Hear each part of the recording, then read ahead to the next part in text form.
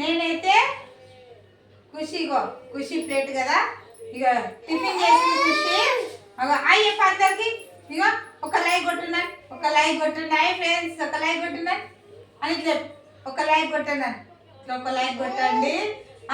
నేను టిఫిన్ చేస్తున్నాను చూడు, ఇట్లా మా ఖుషి టాలెంట్ అట్లుంటుంది చూడు. ఇక చట్నీ వేస్తే మాత్రం చట్నీతోటి ఎలా అద్దుకొని తింటా చూడండి ఫ్రెండ్స్. ఇక కూర్చోబెట్ట కూర్చో, కానీ ఎక్కువ అంటే హిందీ పాప కాబట్టి తెలుగు వచ్చేస్తుంది, మా దగ్గర ఎక్కువ ఉంటుంది కాబట్టి అవి చట్నీ చూడు అట్లా చట్నీ అద్దుకొని తింటుంది.